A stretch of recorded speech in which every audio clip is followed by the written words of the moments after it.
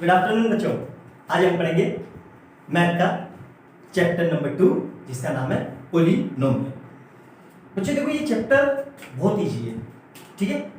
आप 9th में पढ़ चुके हो इसको, लेकिन 9th में सिर्फ आप लोगों ने इसको पढ़ा है, समझा नहीं है। आपको एक्चुअली में पता नहीं है कि ये पोलीनोमियल होता क्या है, यूज किया है। उस समय 9th में थे, हमको इतना मेंटल एबिलिटी इतनी होती नहीं है, शायद हम कोशिश करते हैं समझने की। हम ये सोचते हैं कि चलो ठीक है यार, 9th से पढ़ के 10th में चले जाते हैं, क्या करना सीख के। लेकिन बेटे लोग याद रखना, ये चैप्टर बहुत इंपॉर्टेंट है, रियल लाइफ में भी बहुत काम आता है। रियल लाइफ में भी इन द सेंस ऐसे, कभी आपने वो देखा है वो झूला ऐसे वैसे जाता है, क्या बोलते हैं उसको, नाम नहीं दिया ना, रोलर कोस्टर, उसमें पोलीनोमियल का एप्लीकेशन है। हम जो कैप्सूल खाते हैं उसमें पोलीनोमियल का एप्लीकेशन है। जो दवाई होती है मेडिसिन लाइन में बहुत जगह इसका एप्लीकेशन है। अब आप कहोगे सर उसमें कैसे एप्लीकेशन है, देखो धीरे धीरे समझेंगे चैप्टर को, ठीक है। तो सबसे पहले हम क्या करेंगे, चैप्टर है क्या, इसमें बेसिक टर्म कौन कौन सी यूज हो रही है, उसको हम कैसे करेंगे, बेसिक टर्म को समझेंगे, ठीक है। आज ये पूरा चैप्टर आपका डेडिकेटली है बेसिक टर्मिनोलॉजी पे। जो जो इस चैप्टर में यूज होगा बेसिक टर्म, वो मैं आपको समझाऊंगा। देखो चैप्टर मैथ को समझने से पहले आपको चैप्टर में क्या है एक एक टर्म्स क्लियर होनी चाहिए। जब तक वो टर्म आपको क्लियर नहीं होगी आपको चैप्टर नहीं समझ में आएगा। फिर आप पढ़ते जाओगे, सब चीजों को याद करोगे, रटोगे, फिर आपको वो चीजें अच्छी नहीं लगेगी। चैप्टर में टफ क्वेश्चन आ जाएगा, थोड़ा कंसेप्चुअल क्वेश्चन आ जाएगा, तो आप दिमाग चला नहीं पाओगे, तो आपको चैप्टर टफ लगने लग जाएगा। मेरा वादा है आपसे, जो चीज मैं समझा रहा हूं उसको अगर आपने पॉइंट टू पॉइंट लिख लिया और समझ लिया तो आपको चैप्टर में 1% भी दिक्कत नहीं आएगी। मेरा खुला चैलेंज है। लेकिन सबसे पहले हमें क्या करना है, एक एक चीजों को समझना है कि वो चीजें है क्या। तो हेडिंग लगाएंगे हम लोग, क्या करेंगे, पोलीनोमियल। पोलीनोमियल, ठीक है, पोलीनोमियल, ठीक है।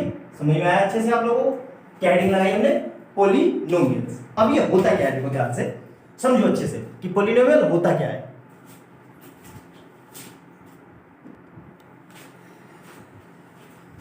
पोलीनोमियल्स, देखो पोलीनोमियल्स का मतलब होता क्या है। पोलीनोमियल्स मेनली दो चीजों से मिलकर बना है। देखो इसको मैं अलग अलग मार्कर से दिखाता हूं आपको। पोली और नोमियल्स, ठीक है, दो चीजों से मिलकर बना है। किस किस से, पोली से और नोमियल से। पोली का मतलब क्या होता है, पोली का मतलब होता है मैनी। पोली का मतलब क्या होता है, मैनी, समझ में। पोली का मतलब क्या होता है। और नोमियल्स का मतलब होता है पार्ट्स, PARTS,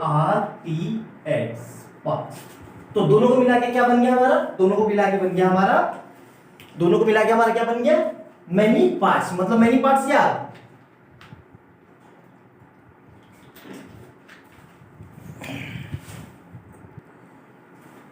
दोनों को मिला के क्या बन गया, मैनी पार्ट्स, या बोल लो टर्म्स।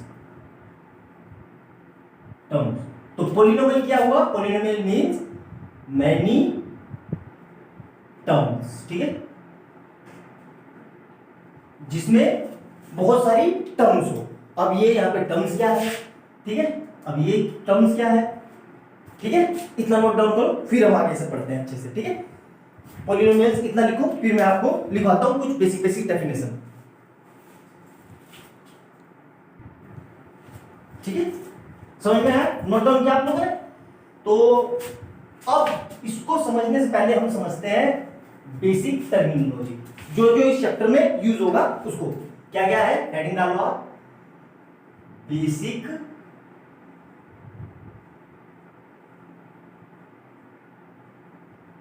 टर्मिनोलॉजी,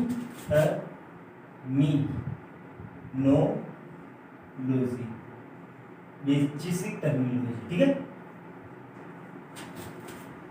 स्पेलिंग मिस्टेक हो जाएगी तो अपने से सही कर लेना बेटा, मैथ के टीचर है, इंग्लिश के लिए, ठीक है। समझ में आया तो अच्छे से। अब हम सबसे पहले लिखेंगे कांस्टेंट, कांस्टेंट। ये हरे मार्कर से सही से दिख नहीं रहा है, इसको दोबारा से लिखते हैं। हेडिंग लगाओ कांस्टेंट, कांस्टेंट होता क्या है, कांस्टेंट, ठीक है। कांस्टेंट होता क्या है, कांस्टेंट क्या होता है, लिखते हैं इसको, अब ये दो डेफिनेशन लिखो आप लोग, दो डेफिनेशन ये है क्या, देखो ध्यान से क्या कह रहा है ये, कांस्टेंट, कांस्टेंट होता क्या है, a quantity which has a fixed numerical value is called a constant, मतलब जिसकी वैल्यू फिक्स हो, चेंज ना हो।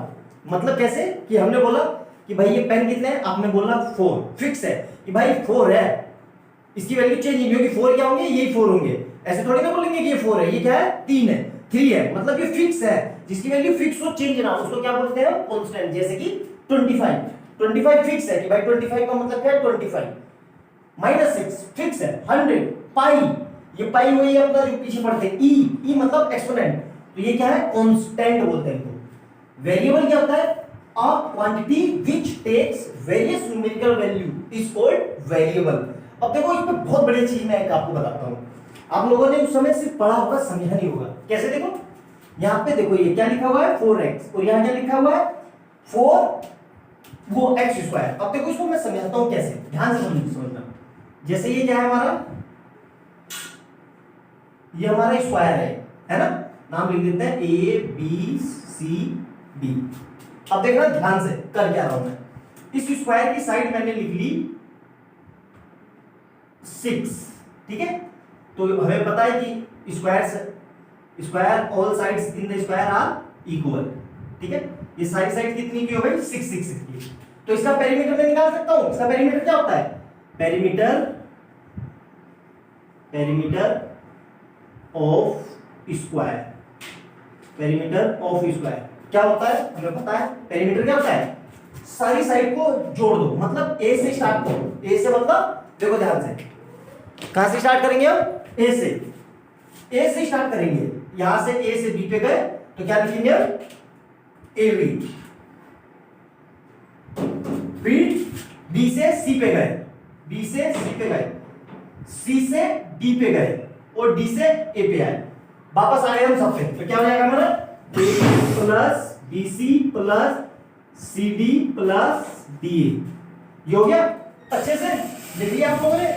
अब देखो ध्यान से क्या हो जाएगा, ये 4 क्या क्या हुआ है, 6 प्लस 6 प्लस 6 प्लस 6, मतलब क्या हो जाएगा 4 टाइम 6, तो कितना आ जाएगा 24, ये आ गया। अब इसी का एप्लीकेशन इसमें है, अगर मैं साइन चेंज कर दूं, यहां पे मैं 8 कर दूं, यहां पे इसको भी 8 कर दूं, इसको भी 8 और इसको भी 8, तो बार बार ये फार्मूला लगाने के बदले में डायरेक्ट इस फार्मूले पे काम कर सकता हूं, देखो बिल्कुल कर सकता हूं, 4 × 8 तो कितना आ गया 32। तो इन चीजों से बचने के लिए हमने ये फॉर्मूला ट्राई करा है, और ये फार्मूला आया कहां से, ये आया पॉलिनोमियल से। अच्छे से समझ में आया, कोई दिक्कत। अब देखो यही से स्क्वायर में अगर ये चीज हम लगाएं एप्लीकेबल, अगर स्क्वायर में इसी चीज को हम लिखते हैं कि स्क्वायर का एरिया निकालो, तो सबको पता है स्क्वायर का एरिया क्या होता है, साइड इंटू साइड, ये होता है ना। तो फर्स्ट वाले की साइड क्या थी 6 × 6, 6 × 6 तो कितना आ गया था 36। अगर मैं साइड को 8 कर दूं तो क्या होगा 8 × 8 तो कितना आएगा 64। तो बार बार ऐसे ना करने के लिए हमने एक फार्मूला बना दिया ये वाला कि भाई इसमें वैल्यू पुट करो, स्क्वायर का सारा आंसर आ जाएंगे जितने भी है। यही चीज को क्या बोलते हैं वेरिएबल। देखो यहाँ पे वैल्यू चेंज हो रही है तो हर बार आंसर क्या हो रहा है चेंज हो रहा है। 6 रखा तो एरिया अलग आया, 8 रखा तो अलग आया, 10 रखेंगे तो अलग आएगा। तो इसी चीज को हम क्या बोलते हैं वेरिएबल। मेरे ख्याल से इतना आपको समझ में आ गया होगा। अभी आपको लग रहा होगा कि अरे सर ये क्या पढ़ा रहे हो, ये सब चीजें तो हमें आती है।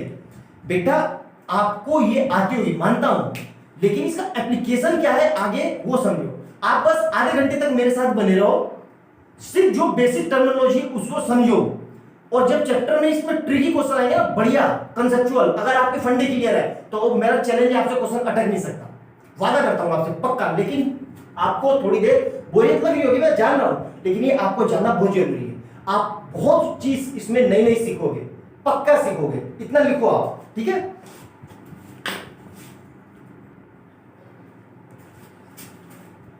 बेटा ये नई हमारा अगला टॉपिक क्या है अलजेब्रिक एक्सप्रेशन। होता क्या है देखो ध्यान से। एक्सप्रेशन आपने कई बार सुना होगा, एक्सप्रेशन एक्सप्रेशन एक्सप्रेशन और इक्वेशन।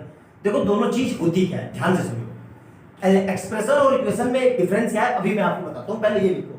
अलजेब्रिक एक्सप्रेशन होता क्या है, अब कॉम्बिनेशन ऑफ कांस्टेंट, याद रखना कांस्टेंट या अभी जो पीछे पढ़ा बताया हो ना, कांस्टेंट एंड वेरिएबल, किसका कॉम्बिनेशन? कॉम्बिनेशन मतलब क्या? मिलाना, जोड़ के दोनों को मिला के लिख दो। अब मिला कैसे लिख सकते हैं? मिलाने का मतलब प्लस नहीं होता, माइनस भी कर सकते हैं, ठीक है। अब combination of constant and variable और वेरिएबल विद देमसेल्फ, मतलब कांस्टेंट और वेरिएबल हो या वेरिएबल अपने आप में दूसरे वेरिएबल से हो, with other variable connected by the sign of sum और all of the fundamental mathematical operation, mathematical operation से। कौन से? जो क्या होते हैं हमारे मैथमेटिकल ऑपरेशन, क्या? या तो एडिशन से हो, या सब्ट्रैक्शन से, या मल्टीप्लिकेशन से, या डिवीजन से, इन चारों से। तो उसको क्या बोलेंगे? Is called an algebraic expression. अगर बोर्ड में पूछ लिया कि अलजेब्रिक एक्सप्रेशन को डिफाइन करो, तो मेरा चैलेंज है 99% लड़के इसका आंसर नहीं लिख पाएंगे। वो एग्जांपल लिख देंगे लेकिन ये नहीं लिख पाएंगे। अगर आपसे एमसीक्यू में पूछ लिया, असर्शन रीजन में पूछ लिया, असर्शन रीजन में आजकल पूछ भी दिए सीबीएसई, देखो असर्शन रीजन के क्वेश्चन सबसे कंसेप्चुअल होते हैं मेरे पॉइंट ऑफ व्यू से। क्यों? क्योंकि उसमें बहुत सोच के आंसर करना होता है। अगर उसने असर्शन रीजन में पूछ लिया कि ऐसे पूछ लिया कि an algebraic expression is a combination of constant and variable, assertion. अब रीजन में क्या पूछ लेगा? We use all the fundamental mathematical operation in expression. तो आपका आंसर क्या होगा? Both true, first true second false, या first true false second true, इस तरीके से चार ऑप्शन है ना, तो वहां पे आपको समझ में आएगा। तो अच्छे से लिखो बेटा, ठीक है। लिखो अलजेब्रिक एक्सप्रेशन होता क्या है। अब देखो, जैसे मैंने एडिशन में लिख दिया, क्या लिखा?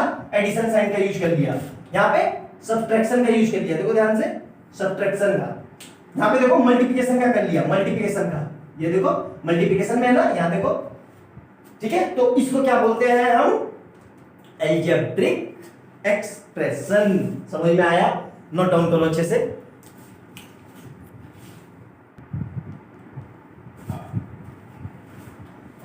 अब देखो ये नेक्स्ट डेफिनेशन है हमारी टर्म्स।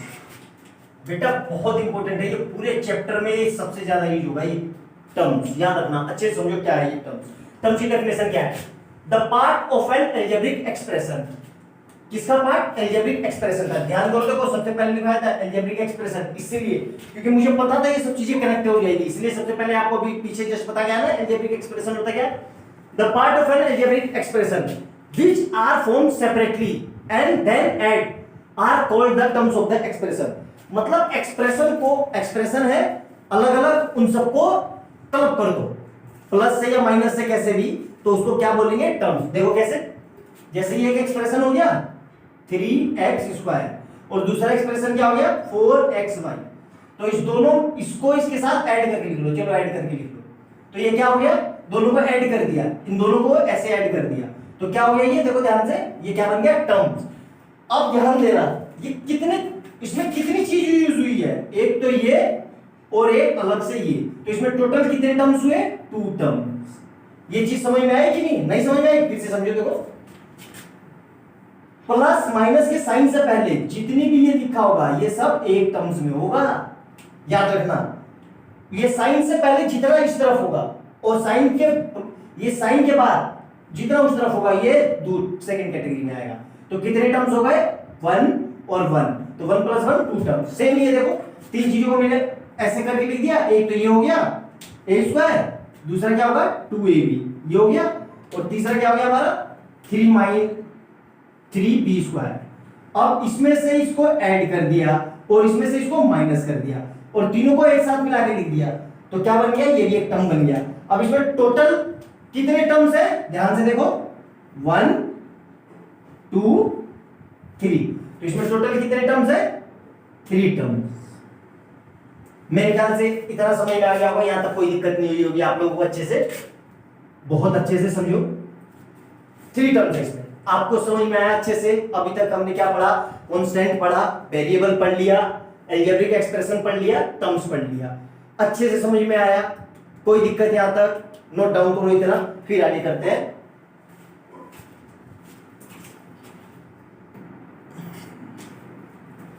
अब दो ये डेफिनेशन और देखो क्या है ये कांस्टेंट टर्म होता क्या है? कांस्टेंट टर्म देखो ध्यान से क्या लिखा है?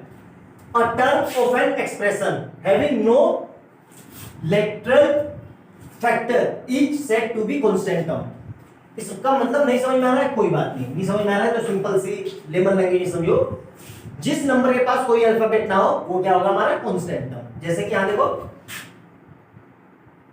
-8 के पास कोई अल्फाबेट नहीं है ना, बिल्कुल ध्यान से, तो क्या हो जाएगा हमारा कांस्टेंट टर्म क्या होगा -8। याद रखना हमेशा साइन के साथ बोला जाता है इसको, कांस्टेंट टर्म को हमेशा साइन के साथ बोला जाता है। 8 से पहले कौन सा साइन है -8, तो इसका कौन सा ये कांस्टेंट टर्म क्या हो जाएगा -8। अब कोएफिशिएंट क्या होगा इन एन अलजेब्रिक टर्म। देखो अलजेब्रिक टर्म अभी ये लिखवा गया ना, अलजेब्रिक एक्सप्रेशन अलजेब्रिक टर्म, इसीलिए आपको पता है लेकिन आपको डेफिनेशन नहीं पता होगा, मेरा चैलेंज है आपको। In an algebraic term the numerical factor is said to be the numerical coefficient. मतलब देखो वहां पे क्या था, जिसके साथ मतलब जिसके साथ अल्फाबेट ना हो तो वो क्या होगा कांस्टेंट टर्म। कोएफिशिएंट क्या होगा अल्फाबेट के साथ जो नंबर मल्टीप्लाई हो रहा है। देखो यहां पे देखो x y के साथ क्या मल्टीप्लाई हो रहा है 6, तो कोएफिशिएंट क्या हो जाएगा x y का, दोनों का कोएफिशिएंट, इसको दोनों का कोएफिशिएंट बोलेंगे। ध्यान रखना अगर इसको मैं ऐसे लिख दूं 6x + 6y 6x + 6y, तो x का कोएफिशिएंट 6 होगा और y का कोएफिशिएंट भी 6 होगा, लेकिन यहां पे दोनों का होगा। क्यों, ध्यान से देखो दोनों मल्टीप्लाई में है, तो ये नहीं बोलेंगे कि x का कोएफिशिएंट 6 है या y का कोएफिशिएंट 6 है, x y का कोएफिशिएंट 6 है। समझ में आया। अब यहां पे देखो a² - a² b² की किससे मल्टीप्लाई हो रही है -9 से, तो इसका कोएफिशिएंट क्या लिखेंगे a² b² का -9। समझ में आया आपको अच्छे से कोएफिशिएंट होता क्या है, बिल्कुल एक एक चीज नोट डाउन करो इतना। अब देखो पॉलिनोमियल की डेफिनेशन होती क्या है, देखो ध्यान से। पॉलिनोमियल यहां से हमारा चैप्टर स्टार्ट है। अभी तक मैंने आपको इस चैप्टर में जो बेसिक टर्मिनोलॉजी यूज होगी उसको सिखाया। क्यों सिखाया, देखो अब आपको पता चलेगा कि आप लाइफ टाइम ऑफ पॉलिनोमियल की डेफिनेशन भूलोगे नहीं। चैलेंज है मेरा, ठीक है। देखो क्या कह रहा है, अब पॉलिनोमियल इज एन एक्सप्रेशन। सबसे पहली चीज क्या है एक्सप्रेशन, जो मैं आपको बता चुका हूं, मैंने बताया था ना एक्सप्रेशन होता क्या है। देखो अब पॉलिनोमियल इज एन एक्सप्रेशन बता चुका हूं। दूसरा क्या है कंसिस्टिंग ऑफ वेरिएबल, वेरिएबल बताया भी आपको। एंड तीसरी चीज देखो क्या यूज हुई है coefficient that involve only the operation of addition subtraction multiplication. And अब देखो कैसे ये चैप्टर कनेक्ट होता जाएगा, इसीलिए अगर आपको पहला चैप्टर क्लियर नहीं है तो आपका दूसरा चैप्टर में भले ही आप पढ़ लो उसको, लेकिन आपको कहीं ना कहीं प्रॉब्लम होगी, आप रटोगे। इसीलिए हर चैप्टर को सीक्वेंस वाइज पढ़ो। जब तक पहला चैप्टर क्लियर ना हो दूसरे चैप्टर पे मत पढ़ो, वरना आपको प्रॉब्लम होगी। क्या है ये नॉन नेगेटिव इंटीजर, सबसे पहले चैप्टर में डिस्कस किया था। नॉन नेगेटिव इंटीजर होता क्या है, देखो ये सब चीजें आ गई ना।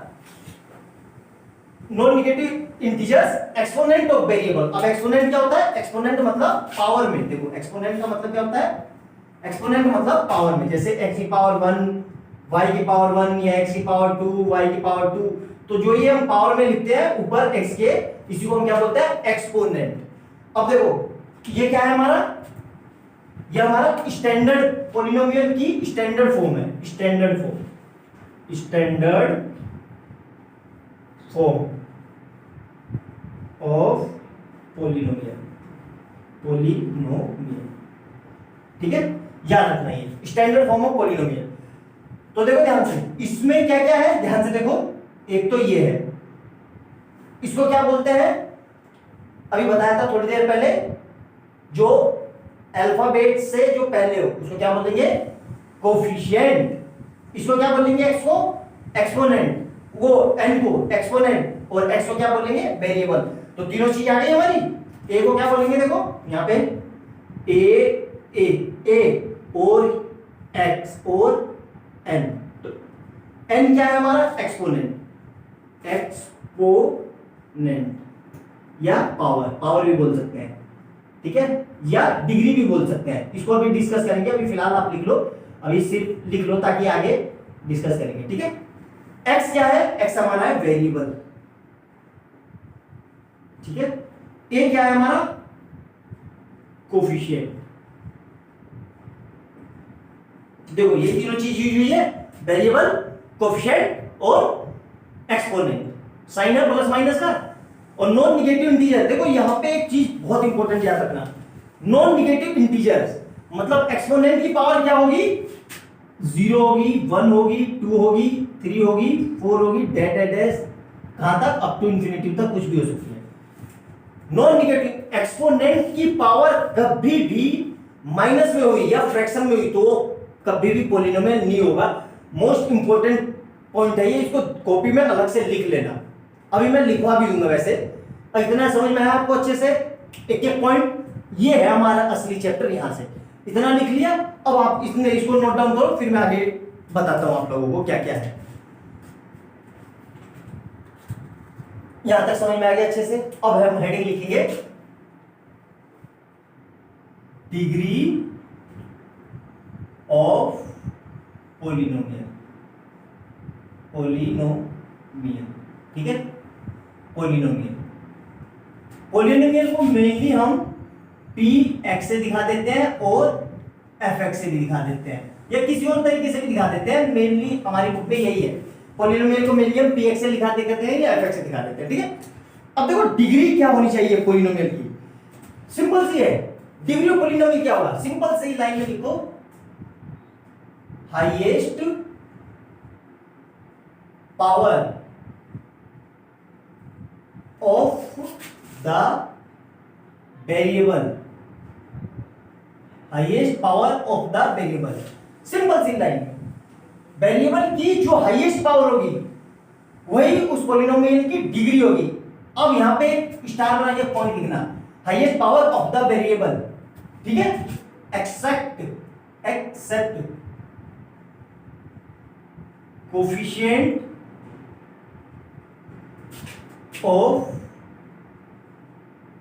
हाईएस्ट पावर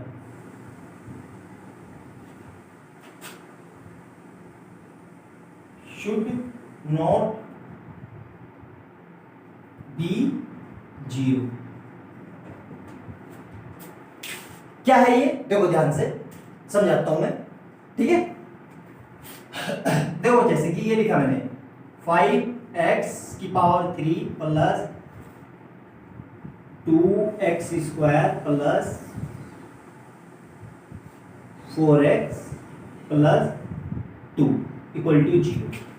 तो देखो यहां पे हाईएस्ट पावर कितनी है x की, वेरिएबल की, highest power of variable, variable x है ना, हाईएस्ट पावर कितनी है 3। तो ये कितनी डिग्री का पॉलिनोमियल हुआ, 3 डिग्री का। कितनी डिग्री का हुआ ये, 3 डिग्री का। समझ में आया अच्छे से। अब इसको ही मैंने यूएल लिख दिया, 5x³ plus 2x square plus 4x plus 2 equal to 0। अब देखो ध्यान से, अब तुरंत यहाँ पे ये नहीं कि x की पावर 3 है तो आंसर 3 कर रहा है, यहाँ पे 0 से मल्टीप्लाई हो रहा है, तो 0 से मल्टीप्लाई हो रहा है तो ये पूरा 0 हो जाएगा भाई, इसकी तो कोई फिर 0, any number multiply by degree 0 is always 0, तो ये 0 हो गया। तो यहाँ पे अब हाईएस्ट पावर कितनी होगी, 2। तो समझ में आया आपको डिग्री क्या होगी, कैसे निकालते हैं डिग्री, अच्छे से एक एक चीज नोट डाउन करो इधर।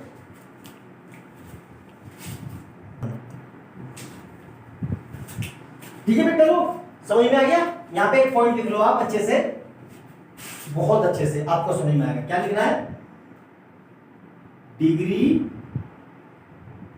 ऑफ पॉलिनोमियल, पॉलिनोमियल क्या लिखा, degree of polynomial can not be fraction, cannot be fraction, negative integers,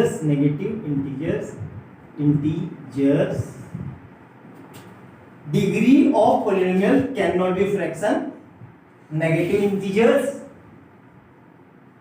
irrational, decimal। ये डेसिमल रहेंगे, डेसिमल, ठीक है। मोस्ट इंपोर्टेंट पॉइंट है, इसको बॉक्स में याद रखना। अभी देखो मैं आपको क्वेश्चन कराऊंगा तो आपको पता चलेगा कि क्या है इस पॉइंट का। स्टार बना के लिख लेना इस पॉइंट को, ठीक है, स्टार बना के लिखो।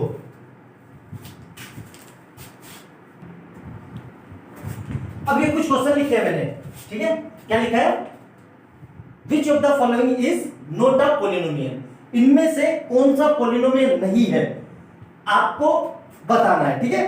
तो अभी तक मैंने जितना पढ़ाया उसका एप्लीकेशन है, अच्छे से सोचो और समझ के करो, ठीक है। सीधा एमसीक्यू में आपके 1 नंबर का आ जाएगा, आपको पता भी नहीं चलेगा हुआ क्या। ध्यान से समझो कि क्या कह रहा है, ठीक है। वीडियो को पॉज करके यहाँ पे क्वेश्चंस को अपने आप से सोल्व करने की कोशिश करो, नहीं होगा मैं करवाता हूं, ठीक है।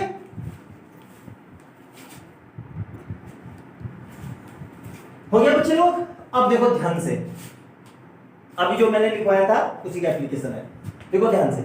सबसे पहले ये पॉलिनोमियल नहीं है, क्यों नहीं है, पावर किस में आ गई, नेगेटिव में, मैंने बताया था अभी आपको। ये पॉलिनोमियल नहीं है, क्यों नहीं है, पावर किस में आ गई, फ्रैक्शन में। ये पॉलिनोमियल नहीं है, क्यों नहीं है, पावर किस में आ गई, रूट में, इरेशनल नंबर। ये पावर पॉलिनोमियल है, क्या हमारी सारी कंडीशन को सेटिस्फाइड कर रहा है, बिल्कुल। देखो यहाँ पे पावर 2 है, यहाँ पे पावर 1 है, यहाँ पे पावर, इसको ऐसे लिख सकता हूं मैं, x की पावर 0, किसी की भी पावर 0 का मतलब 1, सिंपल सी बात है। तो ये पॉलिनोमियल है, बिल्कुल है। अब ये क्या पॉलिनोमियल है, ये भी नहीं है, बिल्कुल गलत, ये पॉलिनोमियल है। अब देखो ब्लाइंडली मैंने जान दिए क्वेश्चन दिया था ये देखने के लिए कि क्या वाकई में आप कर पा रहे हो कि नहीं कर पा रहे हो। मैक्सिमम लड़कों ने इसको पॉलिनोमियल कर दिया होगा कि ये नहीं है पॉलिनोमियल, जबकि ये पॉलिनोमियल है। कैसे, ध्यान से देखो, यहाँ इसको मैं यहां सोल्व करके बता रहा हूं। कैसे, क्या लिखा है ये, x की पावर 3 प्लस 5, x की पावर 5/2, और यहाँ पे क्या है, x की पावर 1/2। अब देखो ध्यान से, ये ऐसे ही रहा, x की पावर 3 प्लस 5 ऐसे ही रहा, x की पावर 5/2। अब इस पावर को नीचे से ऊपर ले जाएंगे तो क्या हो जाएगा, x की पावर -1/2, ठीक है। बेस सेम होता है, बेस अगर सेम हो तो पावर को क्या करते हैं, ऐड करते हैं, तो क्या हो जाएगा, 5x की पावर 5/2 -1/2, तो यहां से क्या हो जाएगा, x³ प्लस 5x की पावर, देखो तो 4/2, तो यहां से कितना आ जाएगा, x³ प्लस 5x² आ गया polynomial.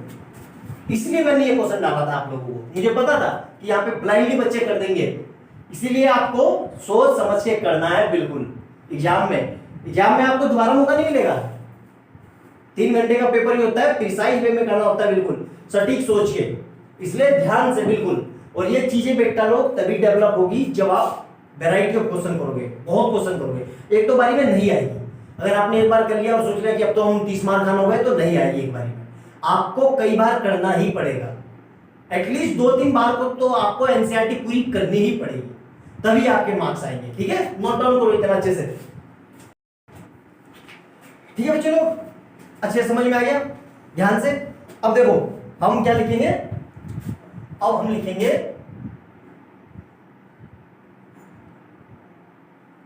Classification of polynomial,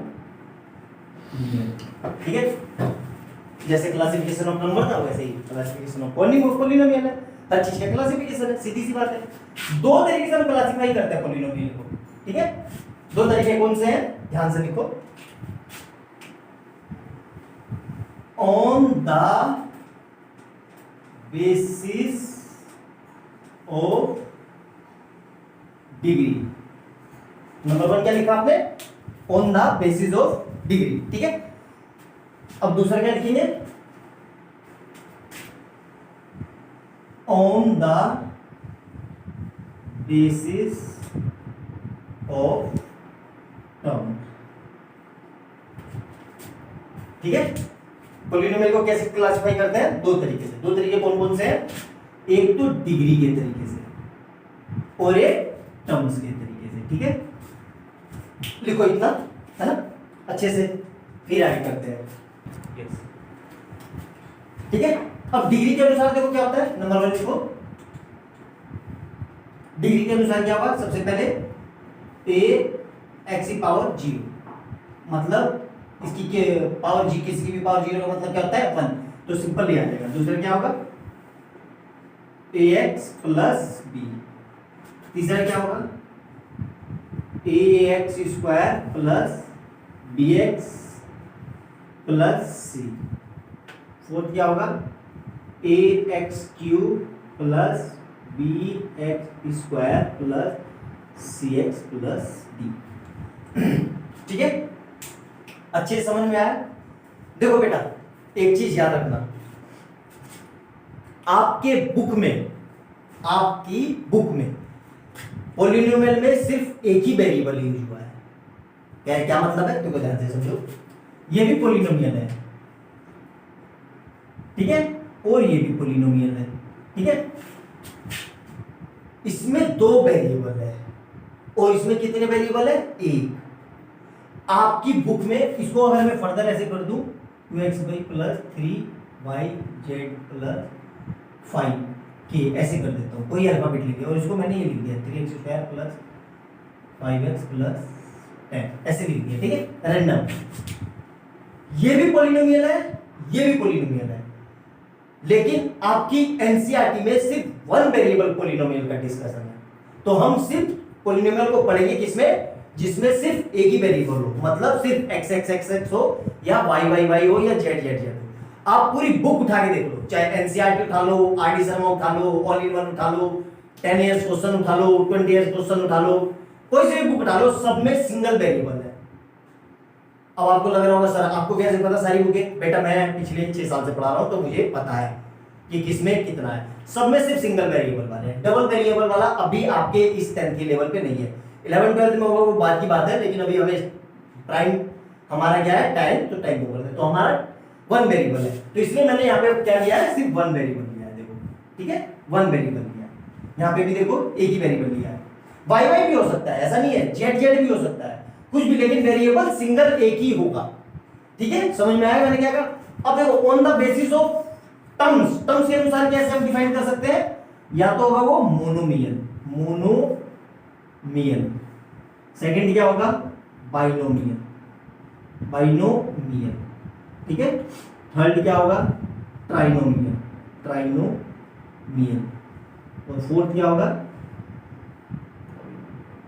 polynomial, है ना, फोर्थ पॉलिनोमियल हो जाएगा, क्योंकि 3 से ज्यादा। अब याद रखना, एक मैं मिसकंसेप्शन आपका दूर कर देता हूं, ठीक है, सभी बच्चों का। पॉलिनोमियल का मतलब ये नहीं हुआ कि मोर देन 5, मोर देन 6, ऐसा। 1 पावर वाला भी पॉलिनोमियल होगा, 2 वाला भी, 3 वाला भी, और 3 से ज्यादा वाला भी। तो मतलब क्या समझ में आया, मतलब अगर x लिखा है x की पावर 1, ये भी पॉलिनोमियल है, ये भी पॉलिनोमियल है, ये भी पॉलिनोमियल है, ये भी पॉलिनोमियल है, ये सब पॉलिनोमियल है, लेकिन इसको हमने एक स्पेशल नाम रखा है जिसको हम पढ़ते हैं, ये लीनियर है। लीनियर मतलब जिसकी पावर 1 हो, इसको क्या बोलते हैं, बाइनोमियल या क्वाड्रेटिक, आगे पढ़ेंगे भी, इसको क्वाड्रेटिक बोलते हैं। इसको क्या बोलेंगे, ट्राइनोमियल, ठीक है, या क्यूबिक, आगे पढ़ेंगे, ठीक है। तो क्या हुआ, पॉलिनोमियल जरूरी नहीं है, पॉलिनोमियल 1 वाले पावर वाला भी हो सकता है, 2 वाला भी, 3 वाला भी, 4 वाला भी, पॉलिनोमियल कितनी पावर वाला भी हो सकता है, ठीक है। तो ये मिसकंसेप्शन दिमाग में मत रखना कि पॉलिनोमियल का मतलब है मोर देन 3, नहीं, ठीक है। तो पॉलिनोमियल का क्लासिफिकेशन कितने तरह का होता है, on the basis of degree, on the basis of terms. अब क्या है ये मोनोमियल, बाइनोमियल, इनको पढ़ते हैं पहले अच्छे से, ठीक है, नोट डाउन करो इतना आप लोग। अब देखो मोनोमियल होता क्या है, नाम से पता चल रहा है, मोनो मतलब ओनली वन, मोनो का नाम से पता चल रहा है, मोनो मतलब one.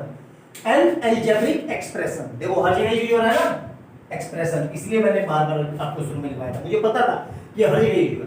N algebraic expression containing only one terms is called monomial, जिसमें सिर्फ वन टर्म्स हो। क्या कहा मैंने, जिसमें सिर्फ वन टर्म्स। देखो यहाँ पे कुछ प्लस माइनस का साइन नहीं है ना, तो इसको कितनी भी बड़ी कर सकते हैं।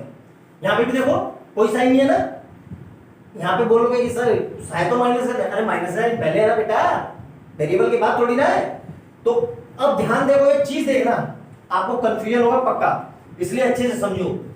मोनोमियल में हाईएस्ट पावर 1 भी हो सकती है, 2 भी हो सकती है, 3 भी हो सकती है, 4 भी हो सकती है, डेट कितनी भी हो सकती है। कहने का मतलब समझे, नहीं समझ में आया, फिर से समझता हूं। मोनोमियल में पावर 1 भी हो सकती है, 2, 3, 4 कितनी भी हो सकती है।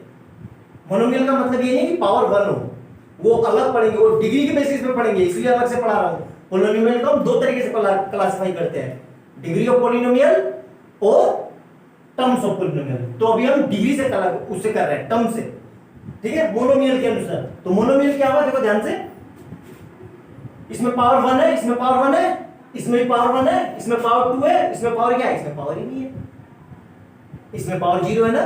तो मोनोमियल कुछ भी हो सकता है, 1 पावर वाला, 0 पावर वाला, 2 पावर वाला, 3 पावर वाला, कुछ भी। सेम ऐसे देखो बाइनोमियल, बाइनोमियल में क्या होगा, टर्म्स दो होंगे, मतलब टर्म्स दो होंगे। यहां पे देखो, यहां पे दो टर्म्स है, 1 2 1 2 1 2, टर्म्स दो होंगे, लेकिन उसकी पावर कुछ भी हो सकती है बेटा। देखो यहाँ पे पावर 1 है, यहाँ पे पावर कुछ नहीं है, यहाँ पावर देखो, यहाँ पावर 2 है, यहाँ पावर 2 है, देखो। अब सेम ऐसे देखो ट्राइनोमियल क्या होगा, an algebraic expression containing 3 terms is called a trinomial, जिसमें 3 टर्म्स होते हैं। 3 टर्म्स है ना, 1 टर्म्स, 2 टर्म्स, 3 टर्म्स। यहां देखो 1 टर्म्स, 2 टर्म्स, 3 टर्म्स। पावर देखो 3 है यहाँ पे पावर 2 है, देखो। तो इसमें भी पावर 1 भी हो सकती है, 2 भी हो सकती है, 3 भी हो सकती है, कुछ भी हो सकती है। समझ में आया अच्छे से। ये था हमारा टर्म्स के अनुसार पोलिनोमियल का क्लासिफिकेशन। अब डिग्री के अनुसार करेंगे, ठीक है। अब आ जाओ, नेक्स्ट करते हैं डिग्री के अनुसार, ठीक है।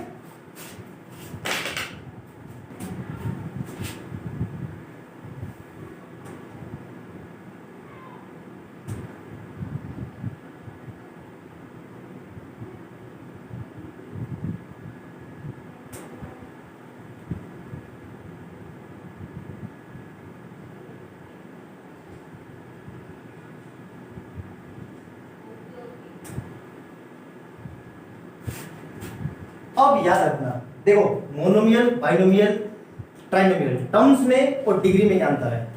टर्म्स में आपने पीछे जाके देखना एग्जांपल में, उसमें 2 वेरिएबल थे।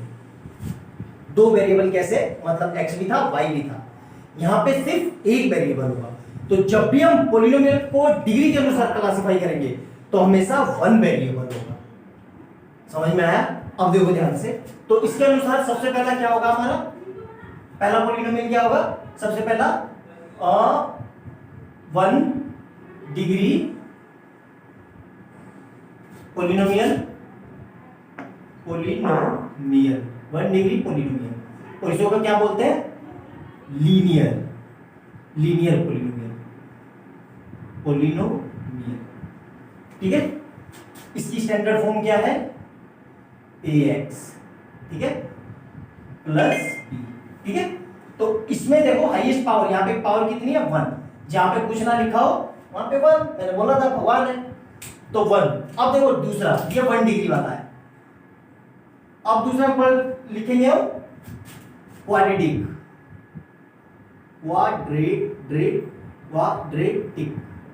पोलिनोमियल या बाइनोमियल, क्वाड्रेटिक या बाइनोमियल, ठीक है। ये क्या होगा, देखो ध्यान से, इसकी स्टैंडर्ड फॉर्म क्या होगी, ax² plus bx plus c। यहां पे देखो मैक्सिमम पावर कितनी है, 2। ये डिग्री के अनुसार क्लासिफाई कर रहे हैं, ठीक है। अब थर्ड देखो, थर्ड क्या होगा हमारा, क्यूबिक पोलिनोमियल,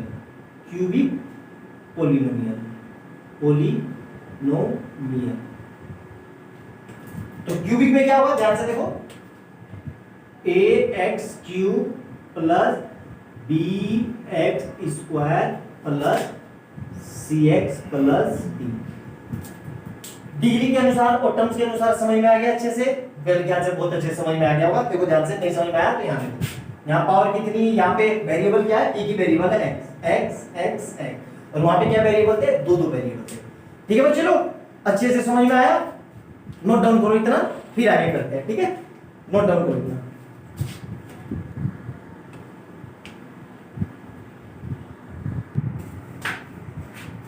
अब देखो बच्चे, अब हम कुछ चीज करते हैं अच्छे से, ठीक है। क्या करेंगे, देखो ध्यान से, वो मैं भूल गया था बताना आप लोगों को। हेडिंग डालो, degree of polynomial, degree of polynomial. क्या निकालेंगे? Degree of polynomial in one variable और two variable, one variable two variable, one variable two variable और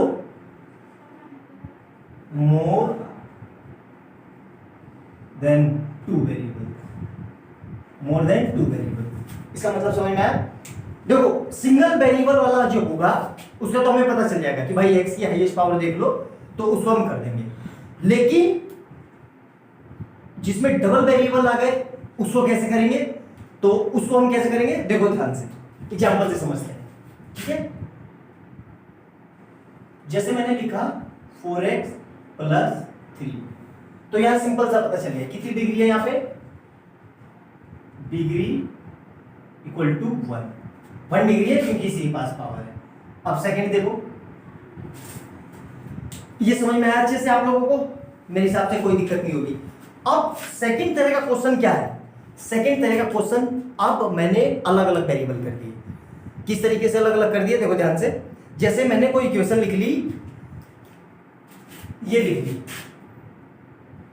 3x⁴ प्लस 5y⁴ प्लस 8, ऐसे कुछ रेंडम नंबर ले लिया। अब डीबी के देखेंगे हाईएस्ट पावर कितनी है, डिग्री इक्वल टू 4। कितनी डिग्री का हो गया ये? 4 डिग्री का।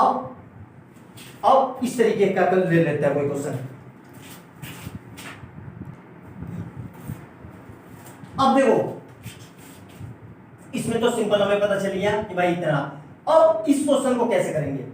ये कैसा है, ये कैसा है देखो ध्यान से। यहां पे हाईएस्ट पावर कितनी है, ध्यान से। जब दो वेरिएबल आ जाए, यहां पे हाईएस्ट पावर कितनी है 3, तो आंसर इसका 3 नहीं करेंगे। ध्यान से, जब दो वेरिएबल आ जाए, मैंने क्या कहा, जब दोनों वेरिएबल आ जाए x और y, तो दोनों की पावर को ऐड करेंगे। यहां पे पावर इन दोनों की ऐड करेंगे, कितना हो रहा है 2 + 2 = 4। तो ये कितनी डिग्री वाला होगा? 4 डिग्री वाला। मैक्सिमम वैल्यू यहां पे मिले, मैं जहां पे मैक्सिमम वैल्यू मिले, मैक्सिमम वैल्यू यहीं पे मिल रही है ना। देखो यहां पे देखो, यहां पे 1 + 1 2 मिल रहा है, नहीं हो रहा है। यहां पे 1 मिल रहा है, नहीं हो रहा है। यहां 3 मिल रहा है, नहीं मिल रहा है यहां पे। तो ऐसे करना मैं, चलो बहुत इंपॉर्टेंट पॉइंट है, ध्यान देना। एग्जाम में आएगा, आपको हवा नहीं लगेगी कि करना कैसे है। जल्दी जल्दी में 3 टिक कराओगे। क्या करना है, यहाँ पे वेरिएबल 2 है। अगर सिर्फ यहाँ पे ये y ना होता तब इसका आंसर आपका 3 पावर होता, लेकिन यहाँ पे 2 वेरिएबल है। अब इसको देखो कैसे करेंगे, सेम ऐसे ही।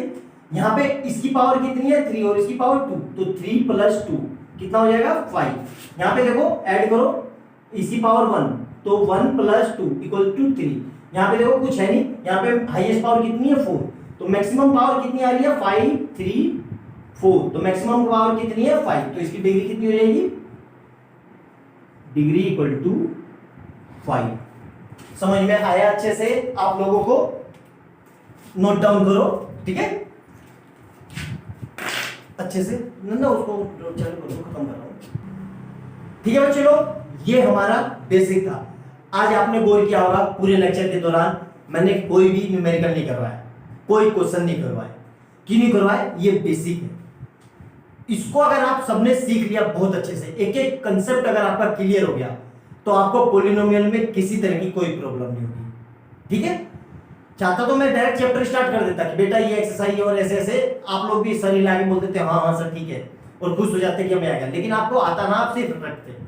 मैंने कोशिश की कि पहले चैप्टर को बिल्कुल अच्छे से एक एक पॉइंट समझा दूं, जो टर्मिनोलॉजी यूज हुई है उनको समझा पाऊं अच्छे से, फिर आगे स्टार्ट करूंगा। तो अच्छे से घर पे आप लोग पढ़ रहे होंगे, तैयारी कर रहे होंगे, ठीक है। समझना, कोई दिक्कत हो तो कमेंट बॉक्स में लिख के बताना। कल हम मिलते हैं, अच्छे से bye bye, good night, take care, अपना ध्यान रखना, स्वस्थ रहो, मस्त रहो, हंसते रहो और पढ़ते रहो। Bye bye.